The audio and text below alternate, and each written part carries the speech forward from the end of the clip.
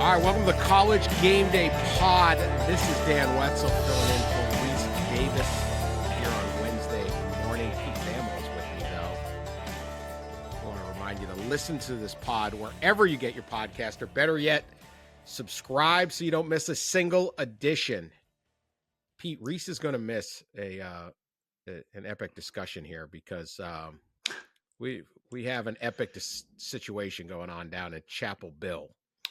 Yeah. So our pod listeners, Dan, if you could set your pod settings on 1.5 for sarcasm, that would be this edition of the pod. Chapel Thrill, baby. Yes. Reese is his southern pleasantries that can sometimes dull our edges are not with us today. We'll see Reese in Eugene this weekend. We love him and miss him, but yeah, there is. That is, it was Content Stallions, the nickname you had for the Michigan Science Stealer last year, and Old Chapel Bill, man, they can't get out of their own way. No, the snark is coming. The cat's away, the snark will play. Let's put it that way. Look, it's not easy for a 2-3 team to dominate the discussion of college football, but no one puts a soap opera together like Bill Belichick. I got to say. The good news here is no one is accusing them of cheating. There is none of that. Balls are properly inflated. There's no spying going on. No one is accusing Belichick of that. So at least we got that going for us. But just the last couple days, just a tsunami of information, of stories and performances. It starts Saturday morning with a ludicrous concert. Part of the Chapel Thrill game day experience. The Heels are putting everything into football. You got to give them credit. They got Luda to come to campus. That can't be cheap. Now, they no doubt thought the Clemson game would kick at a more appropriate time, like 7, 8, 3:30, right? And a ludicrous concert would make a lot of sense on the quad. No, try noon because both these teams have been terrible. So poor Luda had to go at 10 a.m. I mean, that is early for a movie star. That is not how it goes. Yeah, Luda probably doesn't have a big litany of 10 a.m. performances in his career. I don't think so. I might wish there was hopefully there's an exchange and somebody FOIA's the exchange, the email exchange between Luda's representatives in North Carolina telling him he needed to be at campus at 10 a.m. He's like, bro, this is when I come in. Okay. Like, no. Also met some poor unsuspecting kid walking to the library to study early on a Saturday morning, got trampled by some older millennials, looking to sing Act a Fool. So anyway, Luda performed. It was good. He delivered. Carolina did not. They get beat 38-10. Score could have been 100 zip if Dabo hadn't taken mercy on Carolina. He respects his elders. Trick play, first play of the game. Receiver pass. Play. Boom, touchdown. Pretty much was over at that point. It was over early, yeah. Yeah. Most of the fans were gone by half. Good strategy. Can't get booed if they ain't there. Got that going for you. North Carolina looks like the worst Power 4 team in the country. I don't think they just were completely outmanned, outcoached, the whole thing. But I struck by how little talent they have. And that's what we're going to get to. But it goes on because this is a soap opera and we love soap operas here. It's an ongoing saga, if you will. Sunday night, Carolina alum Drake May leads the New England Patriots to a big victory, thrilling victory over the Buffalo Bills, who would previously be undefeated.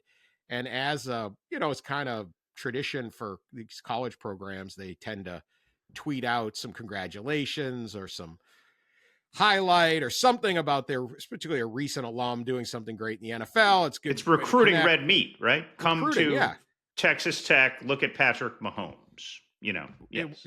Everybody does it. Yes, it was the wind sweeping in from Amarillo that made Patrick Mahomes so good, and he wouldn't have been good anyway. So that's fine. That's guns up. Took him. Guns up. You got to take it. So Carolina doesn't, and immediately early there's a report that says Bill Belichick has supposedly banned the social media team from doing such a thing because Drake May plays for the Patriots, his former team, who he's feuding with, and won't let their scouts come to North Carolina and scout the players. Not that they would want to. If you want to really screw the Patriots, get them to draft all of the Carolina players. That would be the way to get back. I would be calling Robert Kraft and saying, boy, you got to see how good this kid is and this one. Anyway, so that's petty. That's even by Belichick's petty standards. I mean, Drake May has nothing to do with this. He didn't play for Belichick in Carolina. He didn't play, whatever. He's just, what is he supposed to do? Not go to the Patriots? Well, you remember the quote about the scout stand, maybe the most memorable quote so far that Bill's given. He's obviously sometimes judicious with his effusiveness. Somebody asked him if Patriots scouts were banned from UNC, and I'm paraphrasing here, but he basically said, I'm not welcome in their building. They shouldn't be welcome in our building.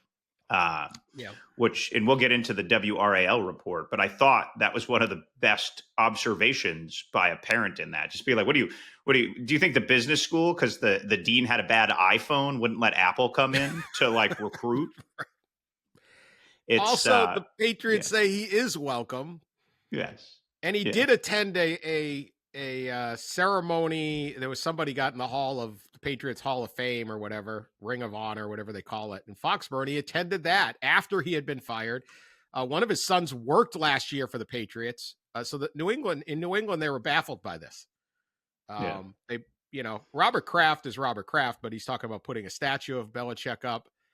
As he should, by the way. Like, I don't think that's if you talk about deserving statues of the last century of football, like Bill Belichick deserves one in New England, Yeah. So anyway, that's where we're at that. So now they put up a post, so that looks reactive. Then we have a Tuesday report that the team's inside behind the scenes season inside documentary with Hulu has been canceled. Can't imagine why. Yeah. Although this would have been so good. I mean, those shows have kind of jumped the shark. Yeah. And I know, I know a lot of producers that do them. They do as good a work as possible, but they've those early days of the NFL Films ones were great. And they've this would have been, can you imagine? This would have been incredible. Yeah. Where do you find the tension? There's probably tension points, but where do you find there has to be some sort of overcoming adversity or meeting the challenge, and that just hasn't happened. Just straight off the cliff, just straight off. Ludacris overcame the challenge, got himself up at 10 a.m. and performed like a professional that he is. Yeah. Let Luda be our guide here. Then comes this report by Pat Welter, the sports anchor of WRAL. And shout out to Pat Welter. Sports anchors don't normally do hard-hitting, written, investigative, heavily reported pieces. I don't know Pat Welter, but tip of the hat, man. He's got this story on what's going on behind the scenes. He's got Carolina insiders, these sources, parents of the players. It seemed like the parents of the players could not call Pat Welter quick enough, by the way. Yeah. Hey, this is Pat Welter. I'd like to talk to you. Yeah, let me tell you everything. It's horrible. Okay. Some of the quotes from this report: it's an unstructured mess. There's no culture, no organization. It's a complete disaster. Could you be more specific? There's no communication with coaches and parents, period. None, zero, zilch. Not one email from a coach, one text, phone call, nothing. That's from a parent of a current UNC player. That's really not good, because when the parents start talking, your recruiting suffers. Well, and they know everything too. They do know everything. The parents know everything. They know everything generally, not just at Carolina, everywhere. The parents everywhere, yeah. And they talk. And they talk back to the high school coach and the trainer, and you cannot lose your parents. Yes, not all of them. You at least got to lose them, because my kid's not starting, then everyone just sort of rolls their eyes. But if you've never even sent a text, nothing, especially when you're losing. Yeah, and it's a huge difference, Dan, between college football and the NFL. Yeah, mom doesn't call the Yeah. NFL. Well, the NFL, you have to manage the agents, right? Like that's Yeah. what these guys do. They have to spend time, babysitting the people. In college, first of all, it's twice the roster size, basically. And yeah, like there has to be a plan and a strategy in place. I don't know that there's nothing there. Like I'm sure there's some outreach. They did mention like a practice or something. The parents in Pat Walter's article, the parents were invited to. Last But that, spring, yeah. yeah, there's clearly not been a normal level of engagement there, and it's actually a funny issue. Like with the professionalization of college football, like how much should the parents be involved still? You know what I mean? Like, and you could see where a bunch of guys from the NFL would come in and operate on a fairly, a way that they have been used to doing, but there is just expected to be some communication. So yeah, it was an interesting, you could completely see from the Belichick Lombardi side why they're not accustomed to operating that way. Absolutely. And this is I think what we're going to get to when we break this down, because I keep interrupting you. Sorry. No, you're doing good. No. This is the difference between college and pros. It's very simple. And you have to manage the agents, but at the end of the day, those guys care about commission, and the player wants the most money. And so, Drew Rosenhaus could be angry with you, but he'll be back. He'll be back. The agents are also coming back too. Most of the parents don't have another kid. Does that make sense? No. So managing the agents, you invest in long term, because Drew Rosenhaus, because you just mentioned it, he's going to have another left tackle and another edge rusher, and and it's going to go on and on. And you're also going to need, like, the third guy in his firm is going to have the nickel corner you need to take off the street, and and you're in a bidding war at the Bengals and you need some help. So it makes perfect sense to have a lot of investment in that space. And that was actually the case of why Belichick and Lombardi would thrive. Like when I called a bunch of coaches, hey, what do you think when this happened? They all said, look, these guys know the space. They built rosters. They understand how to do it. So like that world, they are seemingly very comfortable with. But yeah, the parents is just it's an emotional level too. You know what I mean? Like you have to manage one client. Yes, that matters. Exactly. Yeah. Yes. One Yeah. client. So it's inefficient as heck if you're really looking at it that way. It's a nightmare. This is this is what you got to do, but you have to like it too. You kind of got to be a people person.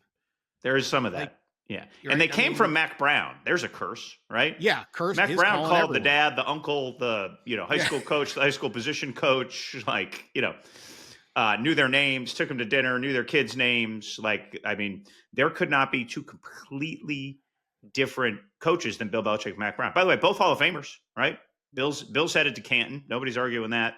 Mac's a college football Hall of Fame coach, won a national title, but they just operate completely different. Now, there aren't a lot of holdovers, so that's probably a positive there. They brought in 70 new players, but yeah, but wherever they were, there was some level of recruited engagement to the families.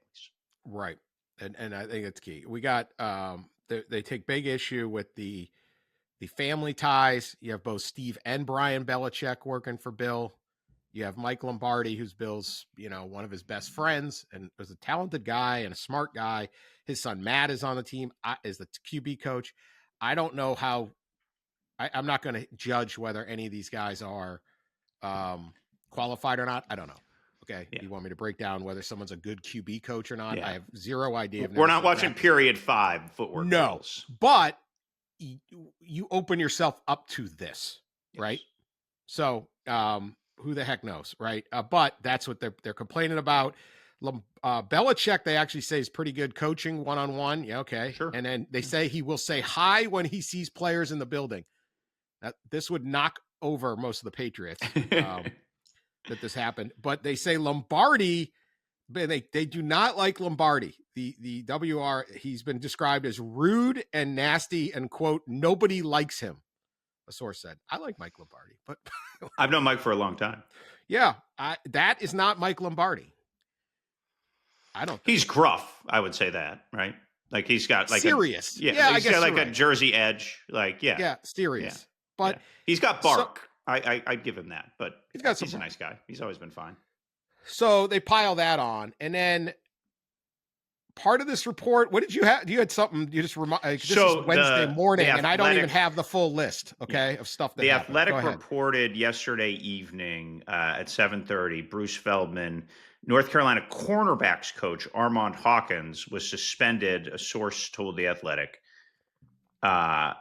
in relation to extra benefits allegations that came to light by the WRAL report. Somewhere in the WRAL report, they said there was some players' family members were getting sideline passes to a game, and it was framed in there as preferential treatment. So that's something that would send alarm bells to the compliance office. There's also a report that they sent out a thing saying don't sell your tickets.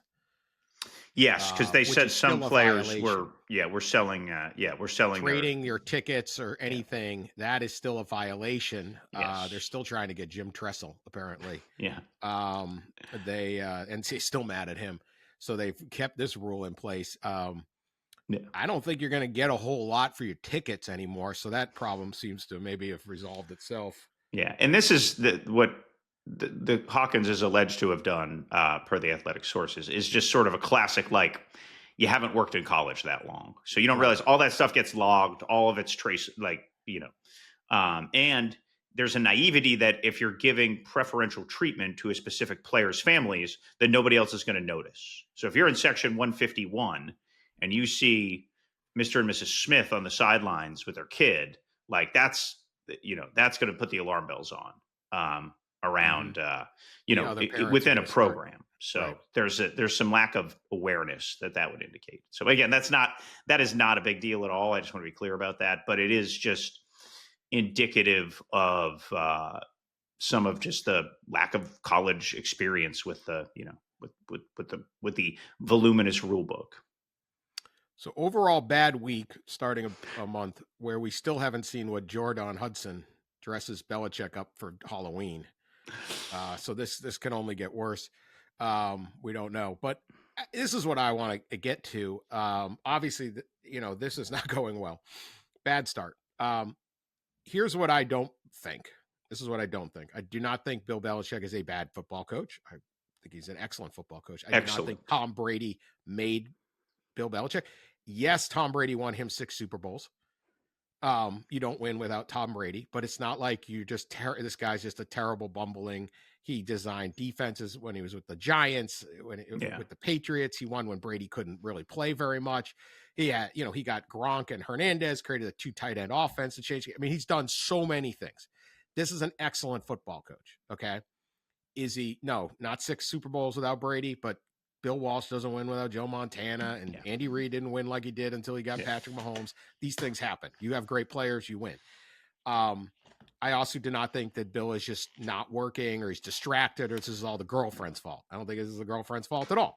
No. I don't care that the girlfriend's on the sideline because a lot of coaches' wives are on the sideline. Let me jump in there real quick, Dan. Remember there was like a report where he might walk away before the season or whatever. He wasn't engaged. And that was like the one thing that people were irate and would called me about. And they were just like, look, man, this guy's in at 5 a.m. every day. He loves football. Like I would never question Bill Belichick's passion for football. I think it's real.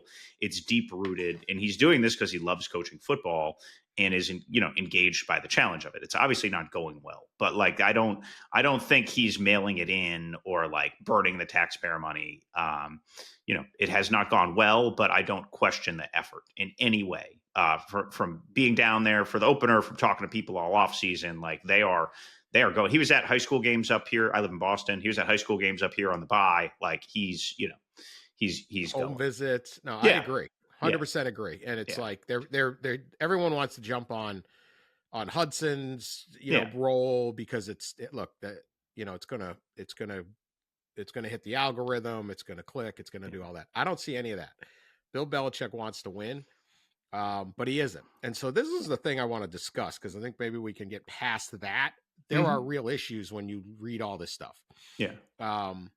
I didn't even hate that he was so angry at the Patriots that he's trying to prove something because I think that plays a role in the motivation. But there's just some things. 2 things. They clearly needed to hire more experienced people in the college space. I'd agree with that. A lot of these are self-inflicted, like you just said earlier. Yeah, you got to text the parents, okay? You got to do this. If so-and-so had a good game, you send them a text, you call, maybe you get your key guys. You have to manage that. You have to talk to the players more. They're young. When they have a bad game, you can't just sit there and be like, deal with it. I'll cut you. Whatever it is, there's all sorts of just self-inflicted. This program does not appear to be running like a healthy college program is in other places. Do you think that is fair? And that they needed to hire 5-6 assistant coaches and a director of ops and all these different things. And I know they got some experience, but you need some guys who are like, yeah, I did 25 years. I've been doing this for 25 years. I'm a coordinator. Not, hey, Steve Belichick did 1 year at Washington. Well, it's 1 year. You needed a lot of experience, and they don't have it. Yeah. So Will Friend is a very experienced O-line coach who's been around. He's been around the SEC. He was the OC at Western Kentucky. Freddie Kitchens did some time in college. He was with Mac for a couple of years. Garrick McGee, the receivers coach, is definitely a veteran. He's a veteran coach. Bob Diaco is a head coach. He was DC at Notre Dame. He was head coach at, So there are a handful of guys, but there's also like Jamie Collins, inside linebackers coach, had never been a coach at any significant level in college. He needs somebody that Belichick's going to listen to on some of these issues. It appears, if this WRAL report is true, and I don't see that. Yeah, no, there is. I think a fair criticism is that it has shown that a lack of college football experience has hurt North Carolina in this, and that we can get into the portal and the roster and all that kind of stuff, but you need college football experience, and they are lacking that, and that has shown itself in different ways here. Okay, so here's the real problem, though. They don't have any players. Correct. So That's it. That's it. It'll all work out if you got players. Last year they knew they were going to college.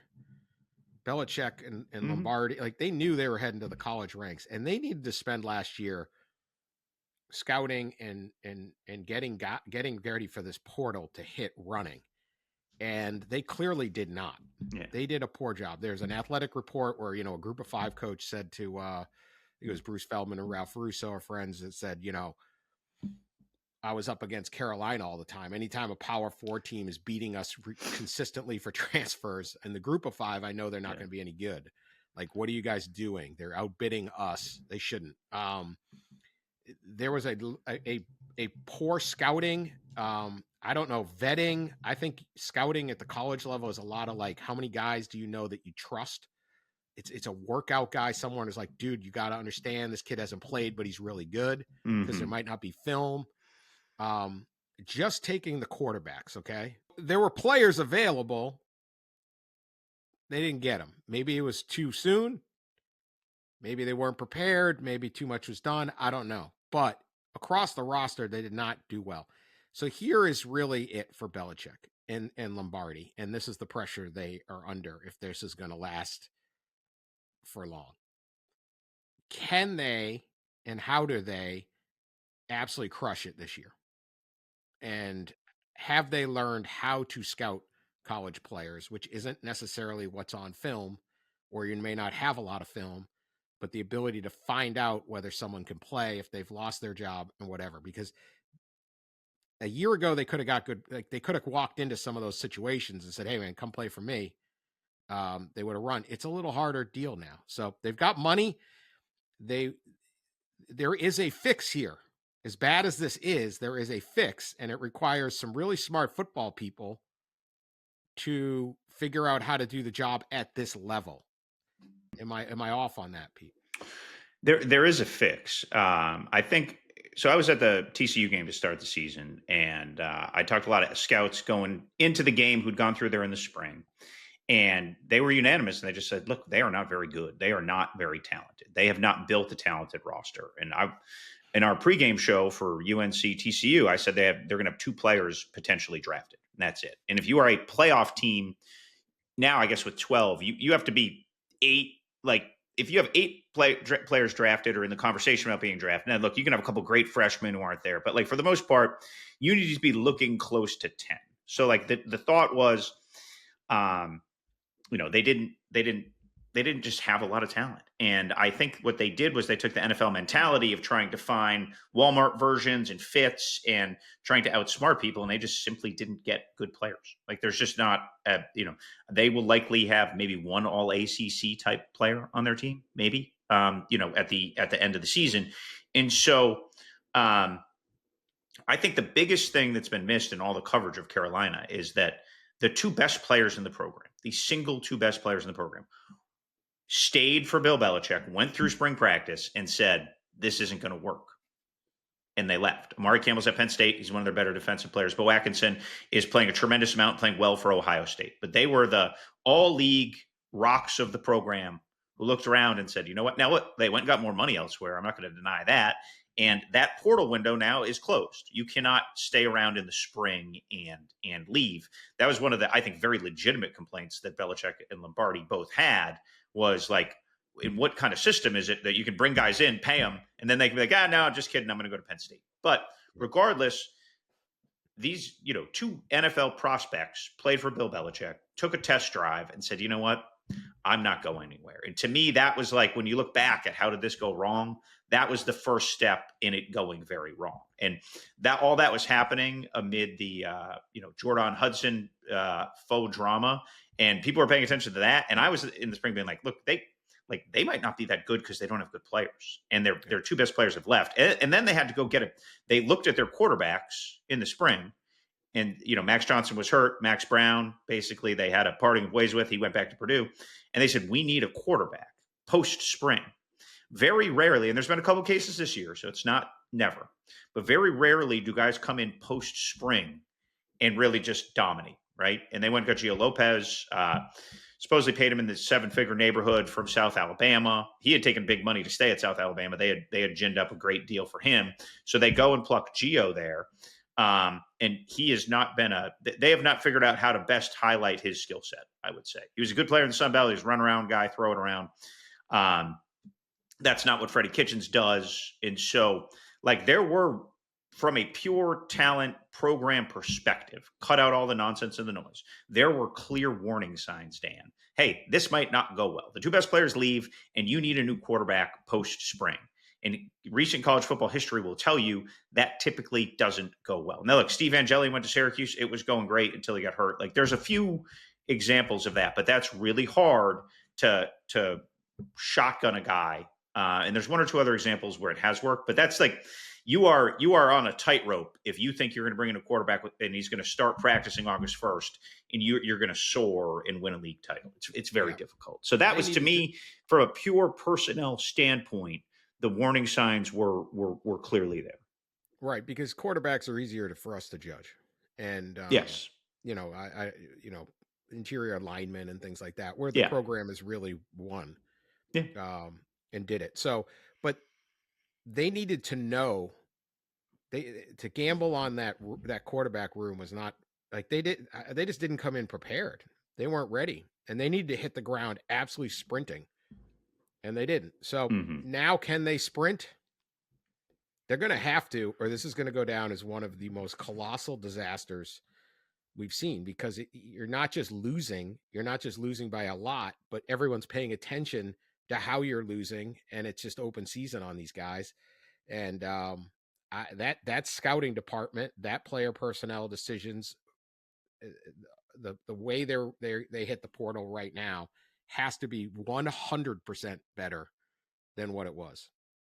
And they need to land it this year, because this isn't working. And most of their decisions last year were wrong. These guys aren't ACC players, and they certainly haven't coached them up to become ACC players. So we will see where this goes. But I think that's the failure, as you said. There were some canaries in the coal mine here. And I just think they kind of walked in not ready to be like, hey, I've been watching film all fall, and I think this kid from North Texas, Chandler, he's pretty good. What if we could get him and stuff up our room? I mean, some of these guys you would think would have been willing to take a shot at that. They didn't have anything prepared when they started, or if they did, it was the wrong preparation. So, yeah, I agree with that completely, Dan. And look, there's been like, there was a letter that got somebody published about that. Like they're basically asking for some time and some grace, like, hey, we need to build recruiting classes. Bill said that on game day. And what I would say is if you're John Pryor, the board chair, if you're Lee Roberts, the chancellor, they broke all kinds of glass to hire Bill Belichick, right? Like there was all kinds of, there's lawsuits and they're changing ways that the system is run and everything. They basically ignored protocols, went and got this guy, and they didn't do it for like a slow burn rebuild like it's 1995. Hey, we're going to get juniors. They're going to come in. They're going to redshirt. That's just not college football now. You brought in Bill Belichick because he's a professional football coach who can build and run a roster. And in try one at that, I think it's safe to say they are failing in year one. Now, you can get 70 new players and they can go crush it and be great, right? Like you can turn it quick, but the skill set that made the Belichick hire intriguing was he knew how to run a professional roster. And so far, they have failed at that. They have not built a roster that can be competitive in the ACC. I think it's safe to say that at this point. That doesn't mean they can't. That doesn't mean there aren't pieces that could go and grow. Their unwillingness to spend is very NFL, judicious, cap, slot it all. I think back, Dan, to when Cam Ward was deciding between Florida State and Miami. And Florida State was like, we're not going to overspend on Cam Ward. We're going to be disciplined. We're not going to overspend on Cam Ward. They ended up with DJ Uiagalelei. Cam Ward goes to Miami. You want to talk about a pivot point for a program? You want to talk about like where did Florida State traject down and Miami go be a national championship contender? Well, it was over Cam Ward. Like, I just think in college you need stars. You need linchpins of your program. Carolina, didn't really bring those in. Yeah, didn't get anybody. Speaking of a team that got together, a coach who got it together in 1 year, Kirk Cignetti. So he did it last year at Indiana. He is rolling along in year two as well, ranked 7th. The Hoosiers are ranked 7th. They have got a huge game in Eugene. That's where game day will be. That's where you will be. The one rub on Kirk Cignetti, can you beat a top 5 team? We seem to discuss this with coaches, with a lot of coaches. It's hard to do. Congratulations, get to go try to beat Oregon in Eugene. Not an easy place for anyone to win. Ohio State couldn't do it last year. But this is the deal. This is a really interesting game. I think these are two of the best coaches going right now in college football. It's a big deal for Oregon too, because of the way their schedule goes, and this is just life in the Big Ten. They're going to be off the radar for the next month. They don't really have a lot of big games. Maybe at Iowa, maybe Washington at the end of the year. There isn't a lot there on the schedule. So this is one of the last chances for the Ducks to remind everyone, hey, we might be the number 1 team in the country, because they've looked like the number 1 team in the country across the season. They certainly have that argument. Dante Moore has been fantastic. Team is rolling. They got a real program. So huge game. As much as Oregon needs it, do you think Indiana maybe needs it more? I mean, just talk about the Cignetti opportunity to say, stop saying we're going to fall apart. We're for real. And this would do it to me. Yeah. Well, if there's one thing, so much has been impressive about Kurt Cignetti. You want to talk about opposite rebuild strategies, right? Kurt Cignetti went and took, 13 guys-ish from JMU, a bunch of staff guys. There was a plan on how to build it. They found great, productive college players who all translated and transcended. And they found the right quarterback in Curtis Rourke last year, and they certainly found the right quarterback in Fernando Mendoza this year. Cignetti's teams, Dan, I think the most impressive part, they haven't flinched. Like, they played pretty well in the horseshoe last year. Now, they dropped a punt. That was a flinch. And they gave up a punt return for a touchdown. And they were overmatched on the line. Ohio State, I think, had like 13 pressures on Rourke. He was running for his life. Notre Dame in the playoff, they gave up a long touchdown or two. But they have not looked overmatched at any moment. Eugene, one of the most difficult places to play in the country. Oregon's really good. I talked to a scout yesterday who was kind of like, I haven't seen everybody, but I think Dante Moore might be, the best quarterback in college football. And, I don't think that's like some outlandish hot take. And I think when you look at this matchup, it's fascinating because there's still a lot to learn about Oregon too, right? Like, I'm not second guessing going and winning in the whiteout, but that's not a top 5 team they beat in the whiteout, right? Tough team, a lot of NFL players, a lot of talent. So I think this will be a pretty fascinating test. Oregon has so much youth and so much inexperience in so many places. And, look, Mendoza and Mordan could end up being the top 2 quarterbacks in the next draft. Like, and again, they were on nobody's lists really going into the season. I will credit Todd McShay. He snuffed out Mendoza pretty good with his talent and trajectory from his time at Cal. But yeah, they have been both have been unbelievably impressive. Indiana really feels like it's upgraded on the offensive line in particular.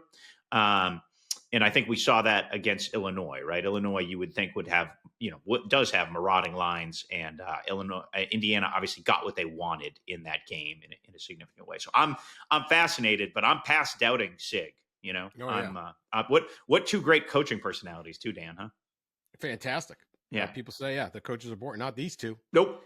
Not at all. What Cignetti's done is incredible. What Lanning's doing, they're fun. They play fun style of play. Both teams, neither one could be more impressive, really. I mean, I guess you could blow out Penn State or something on the road, but and you look at this Illinois team that Indiana just pounded. They come back and beat USC. It's not a bad Illinois team. Mm-mm. No, and they made them look like an FCS club, and they're going to get Ohio State this week. We'll pick that game in a few minutes. But it's neither team could be more impressive. This is a legit matchup, and it's almost like you still are like, well, it's Indiana. Well, it's not the Indiana you think, and this is, as we were discussing with Belichick, this is how quickly you can reverse fortunes. I would sleep on Indiana at your own peril. This team is really ready to go as a big matchup. Other big one is, we talked a little about it the other day, but what are you expecting out of the scene down at Missouri when Alabama arrives? And do you think Alabama can hold the mental toughness and focus for 3 consecutive weeks here as they're going through this? It's a challenge. I'm excited to see Ahmad Hardy against the Crimson Tide defense. I think Ahmad Hardy has earned Heisman contention at this point in the season.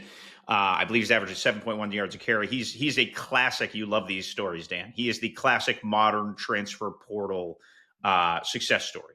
He was at Louisiana Monroe. He was a dominant player there. He goes to Missouri, and he's one of the top tailbacks in the country, period, full stop. The threat of Bo Prabula running has really opened things up for Ahmad Hardy. So I think that, this looms as a potential once a decade day in Columbia. I believe it's the noon game, right? 11 a.m. kick central. That place is going to be electric. I think you hope they're going to bring the kicker from the Kansas game to maybe kick at Kalen DeBoer, maybe Greg Byrne, aim at him. The Alabama AD. I thought that was one of the great only in college football moments there every year that that he kicked at the opponent. May bring him out to get the crowd riled up, but I think that Alabama's run defense has 14th in the SEC right now. Vandy had some success on the ground, so there's a definitive strength versus a questionable part of Alabama. So I think it's going to be a great game, and it is hard to stay up for this caliber of game week after week after week. Yeah. Did I steal your bit by mentioning the kicker? Were you just setting me up? I love it. I thought you were just asking about the game so you could get your joke in. I know your tricks. That's generally it, but I think I've gotten much out of the kicker, the amputee kicker. Yeah, just boot it. Poor Kansas. They're just getting the ball beaten at them. They got to go play Texas Tech this weekend, and I think Texas Tech. This is going to be a really interesting game. Kansas is a good football team. They're going to play Texas Tech. Texas Tech's beating everybody by 24 points. We kind of look and be like, okay, Big 12 teams, everything's close. They're good. But, how good are these guys? I think Texas Tech's got a chance to be win multiple playoff games good. Yeah. They are showing a dominance. Out BYU's still out there. Mm-hmm. I hear you. It's still the Big 12. There's a lot of teams.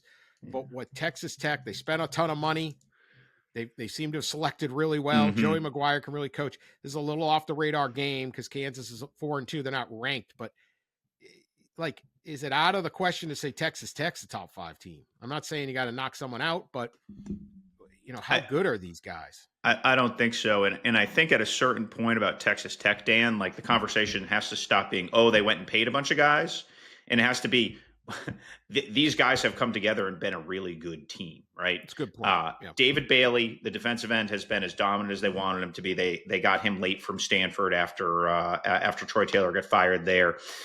They have interior linemen, right? What's the difference between the Big 12 and the SEC? It's the fronts, right? Well, they have the front. Romello Height, who had been at, I believe, USC, Auburn, Georgia Tech, has come in there, and he's been one of the best edge rushers in the country this year, period. So, Jacob Rodriguez was always a dominant linebacker for them. As he didn't start his career there, but he had been very good.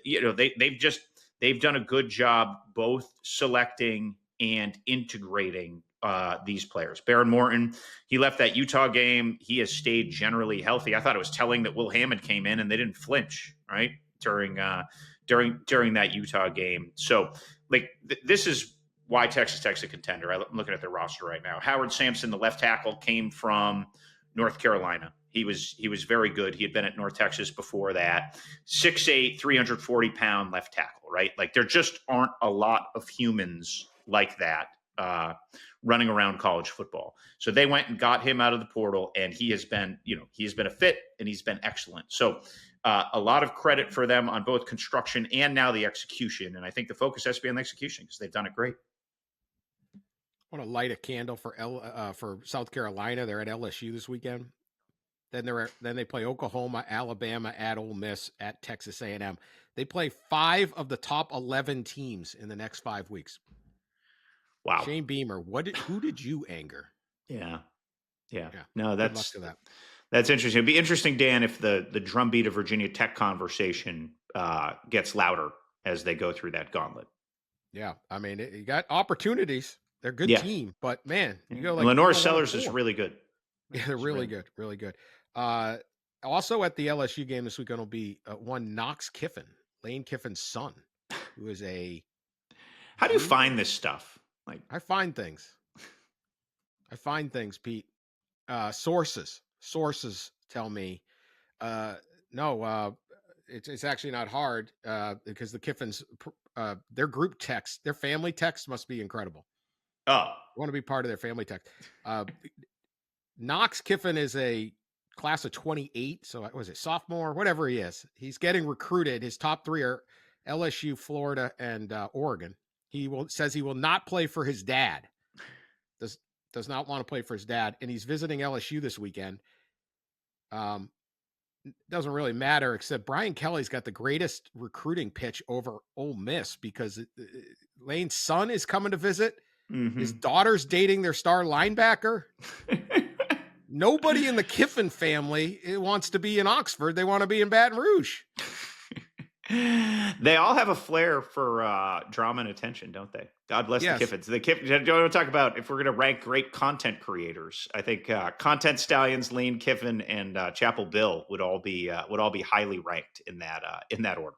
And I'm like the cat. I'm like a kitten. I fall for the little you just wave something in front of me. I go for it. Speaking of pets, there was, if you follow the Juice Kiffin, Juice Kiffin is the dog, and he had tweeted out last night that he's the favorite son now. Yeah. Juice Kiffin. So we have the dog. Kiffin. I can relate to that, Dan, because I'm the second most favorite Peter on College GameDay. Well, you certainly are. Distant second, buddy. I'm very comfortable with that. That you don't stand a chance against that. Blondes have more fun. So that's just how that works. About once a week, I'm like, someone's like, Peter. And I'm like, someone's really excited to see me. And then the dog runs up to him and they don't. Right. It's like a pack of sorority girls too, or something, right? Yeah. And you're like, hey, all right, I still got No, not you. No, the other guy. Never me. The dog. All right. John Mateer, what's the latest? Could John Mateer play in Red River? Oklahoma early in the week, I don't know if they're going to keep it up. They were practicing indoors so no one could spy because, their practice field you can see from the OU dorms. It was a famous daily, the Oklahoma student paper spied that when they were making the Caleb Williams, Spencer Rattler switch from the library steps, right? Was it, or the library from their dorm room, I think. Yeah. Oh, really? Was it the dorm? Yeah, I mean, imagine you're just up there in your room. What are you going to do, coach? Yeah. Can't say I can't look out the window. Brent Venables denied that, by the way. He said it was for the heat. That's what he said. So okay. Is he going to play? Because what a game this is. We talked about it in the last episode. We're going to pick it, obviously, in a minute, so I don't want to get too much into it. But it's just so much. This is Venables' chance to be like, we're back. I mean, you drive a stake through them But now you don't have Mateer, maybe, or even if he does, he had hand surgery. They celebrated the Oklahoma fans were giving Dr. Stephen Shin, the doctor and the hand surgeon in LA, like the Heisman and. Yeah. If you're bored at work, which most of our listeners are, put Dr. Stephen Shin in Twitter and look at all the memes that pop up. It's like funny. Internet gold. They got him. Right. They got him tapping the sign. Operate like a champion. Yeah, it's all like good, clean American fun. He's driving that is Reese Davis fun right there. Like that is right. That is some whole milk, baby. Yes, that is some whole milk. That is whole milk content. Yes, Stephen Shin. This guy probably has no idea. He's just operating on hands all day. What? He's from where? Oklahoma? What do I care? I'm an LA doctor making $4 million a year. Stephen Shin is a hero right now. Especially if Mateer comes back and plays. What are the chances? You know the gold cowboy hat they give you if you win Red River. They think Stephen Shin should get the gold cowboy hat. So this is should. I mean, but this has been a marketing boon for him, and he's done nothing but operate on the guy's hand. Like he has not fed into it. He hasn't touched. It's just all manifested itself on the. Turned down media requests. Yeah.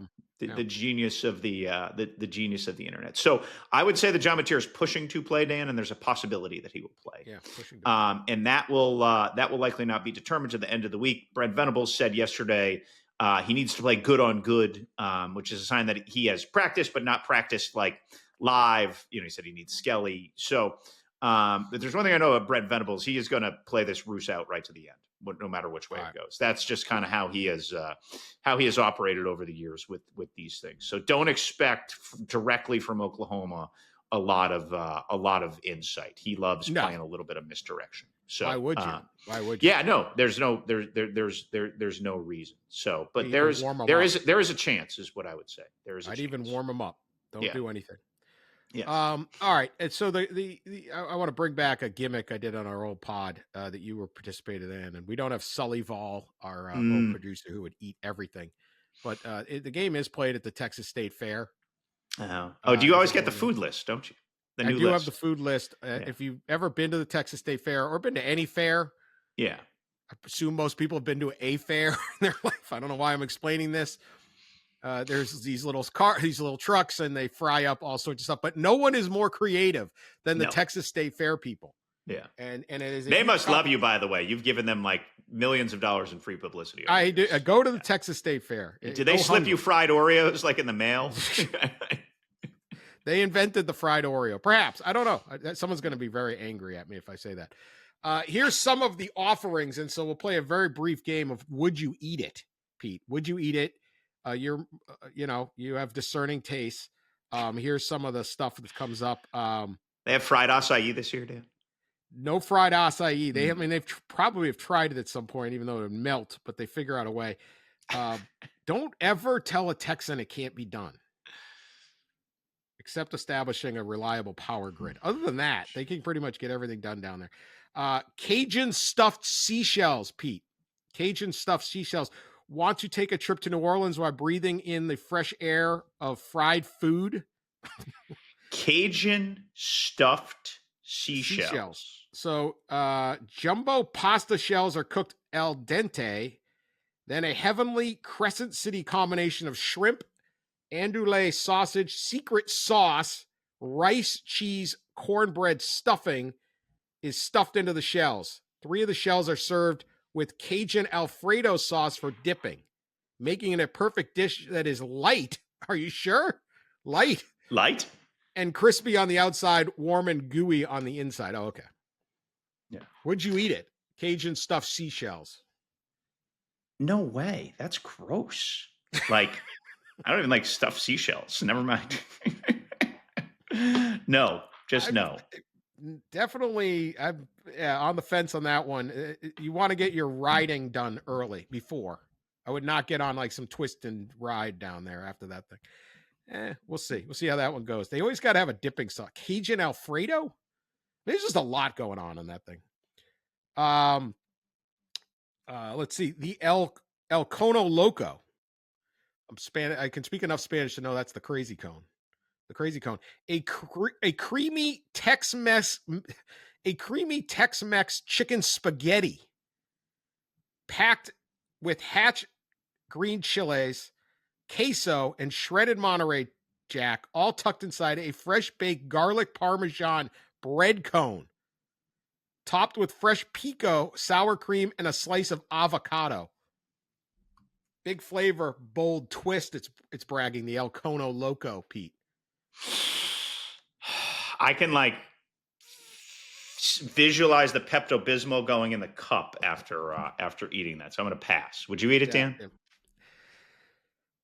It's a lot of cheese. Yeah, probably. I don't. The garlic Parmesan bread cone is what's throwing me. I don't really like garlic that much. Oh, really? But I like the bit. All right, let's go with this one's getting a lot of attention this year.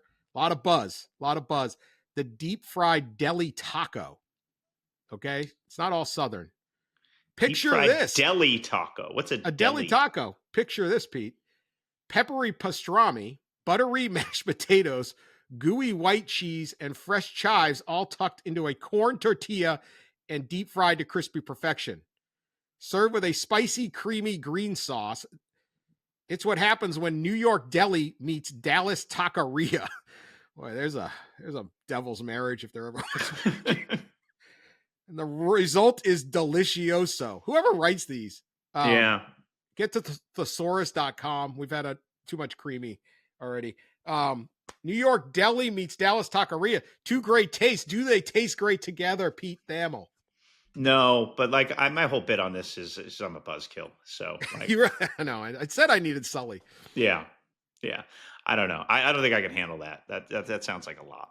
So. Here's my problem with this one is the mashed potatoes. Why? How many New York delis do you sit down and have the pastrami sandwich and they put mashed potato on it? I never had that. No. Yeah. It's like Boston Market. I live in Boston, and there's just no markets like that. Okay, here's one that maybe is maybe trying to go a little bit more to your crowd. Okay, the vegan Crunch Wrap Supreme. Yes, vegan food at the Texas State Fair. Yeah, I like happening meat. To America? I just eat what is happening meat. to America? Let's pick some football games. Week 7, 6-pack of picks. Now, I have Reese Davis's selections in my hot little hands here, Pete, because in the culture, in the ethos of college football, I was willing to take a bribe to make his selections for him and have them all be terrible. So you win this, but Reese is very smart, and he sniffed out that I might do that, and so he sent in his picks. So I have his picks. So you will not gain any advantage by my terrible picks. That's good. You have to. Reese is 24-14 right now. You are 22-17. So this is quite a heater we got going on. No point spread here. Correct. Ohio State, top-ranked team in the country, have looked absolutely awesome. At Illinois, huge game. Going to be wild in Champaign. Beautiful weather. Everything. Noon. Fox. Who wins, Pete? Always beautiful weather in Champaign. Ohio State wins, Dan. I just think their defense has been too good. And I just don't think Illinois' offense has shown a high enough level to score with the Buckeyes. So I say go Bucks down in Champaign. I think Illinois will keep this a game for a while. I like what they have shown other than the Indiana game, but until I may not pick against Ohio State for the next 5 years. So I'm not picking against Ohio State, not with no point spread. And Reese agrees with me. He takes the Buckeyes. So we all got the Buckeyes on that one, but I do think Illinois got a great opportunity. What a game, what a victory this would mean for Brett Bielema. A lot of eyes, a lot of attention on the program. Great chance here. Red River, OU, Texas, 3:30, ABC at the Texas State Fair, right there with that Fruity Pebble pickle. Texas is favored, aren't they, Dan? Well, we don't have a point spread here, but I believe Texas is favored. And I think Oklahoma, whether their quarterback plays or not, is whether is Mateer playing, is he not? That's a big go for it right here. So who do you got? I'm going to take Oklahoma simply because Texas hasn't blocked anybody all year, and Oklahoma's defense has been kind of sneaky dominant. So I don't trust Texas to move the ball. So I think Oklahoma's going to figure it out, even if it is with Mike Hawkins at quarterback. Hawkins played in this game last year, so he's got some experience on that, and that's a big advantage. And I'm with you. What I saw against Florida was Texas completely unable to block anybody on that offensive line. And I think Oklahoma is going to run roughshod on that. So a little scary, but with not knowing Mateer, I would not bet this game until the final moment. But I will take OU on that, and Reese takes Texas. Ooh. Okay. All right. Interesting. Reese loves Arch. He hasn't given up on Arch yet. He has not given up on Arch. He has not given up on Sark. Sark's getting a lot of heat. No, yeah, we got it. Yeah. We'll see. Can they block? Got to block. Indiana at Oregon. We talked about it. 3:30 CBS. Top 10 matchup and a conference game. Did you ever think we would say Indiana at Oregon would be a top 10 matchup or a conference game? But that's what it is. Pete, who you got? You know what? I always like to go a little off the grid, so I'm going to take Indiana in this game. I feel like Mendoza has played well. I feel like Indiana's defense, as long as D'Angelo Pons is 100%, has really acquitted itself well in each of the last 2 seasons. And I think they could stun Oregon and go in there and win. I've got a top 3 of Miami, Ohio State, and Oregon that I think have shown incredible potential to play football this year. And I guess kind of tier rank them at this stage of the season. And so I'm going to stick with Oregon, but boy, I am really excited to see this game at home. Dante Moore's been incredible. What a great transfer. He had that year of experience at UCLA under Chip Kelly. Then he gets a year to sit and learn, and that's such a great growth opportunity. And now he's playing so well. I'm going to take the Ducks at home, but I do that careful because I don't like betting against Kirk Cignetti. Reese, he goes with Oregon as well. So he's on the record for that. Next up, Georgia at Auburn, right? Oldest game in the South, 7:30 ABC.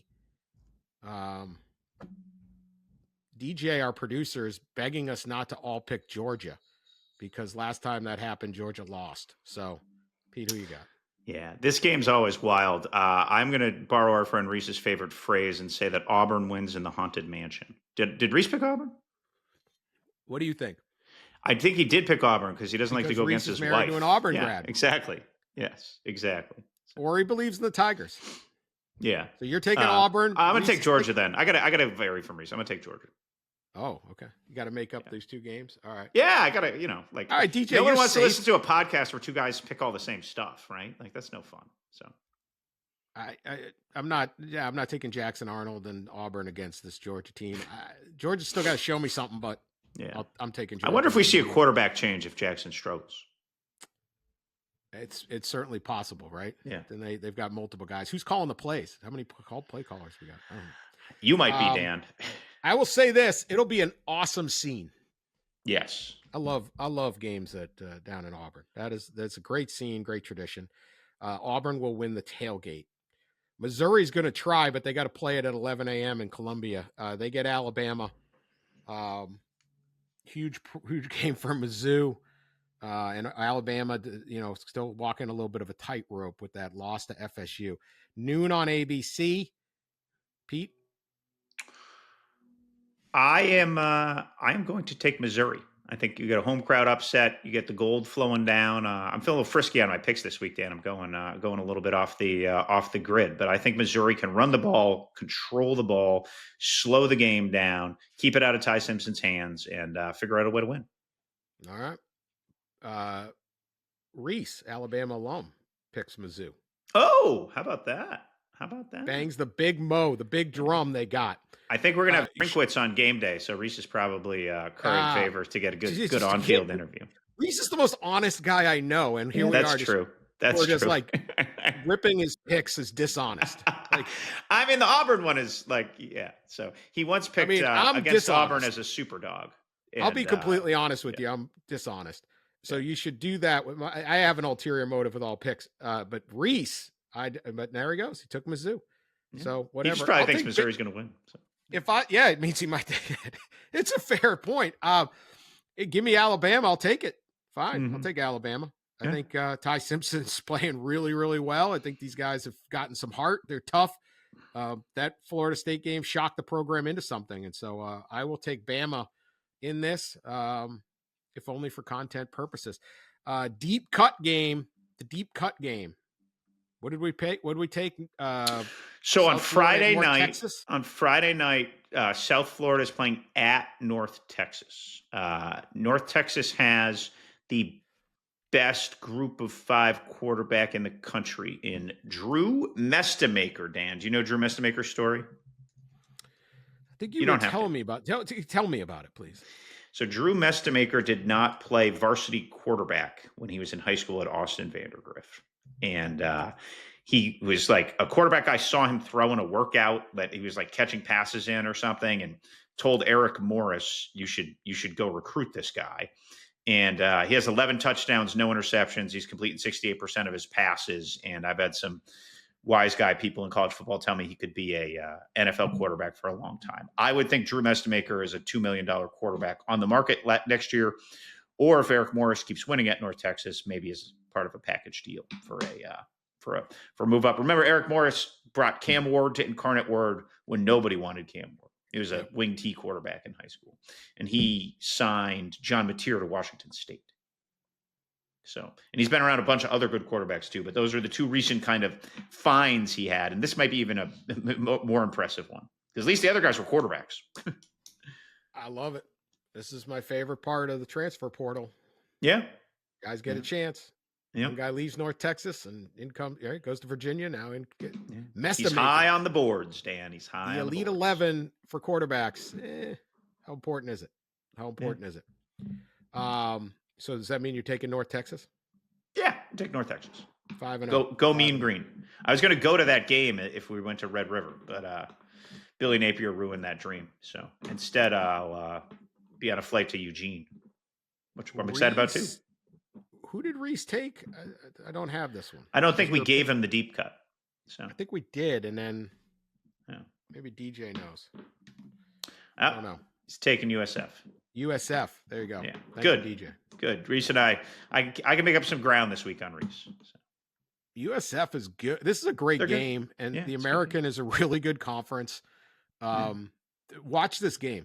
Yeah. North Texas. North Texas could declare themselves a playoff contender with a win. Whoever comes out of the American should be the playoff rep, the group of 5. I think, the league is really strong. It's a battle. So look, if you're at the bar Friday night and you see, North Texas, South Florida, directionals, got the directionals going. And South Florida isn't really in South Florida, and Texas is too wide to really have a north. It's kind of north. Never really felt good about that one.